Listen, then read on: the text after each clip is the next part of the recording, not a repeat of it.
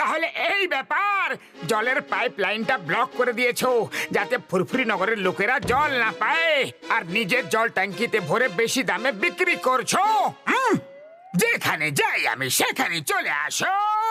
জানি না তোমরা দুজন আমাকে কেন এত বিরক্ত করতে আসো। কি সুন্দর কবিতা বললে। কবিতাকে ছাড়ো আর সবাই মিলে মোটু পাতলুকে ট্যাঙ্কারের নিচে পিষে ফেলো, ওরা যেন বেঁচে ফিরতে না পারে। মোটু চলো এখান থেকে, 9, 2, 11 হওয়াতেই ভালো মনে হচ্ছে।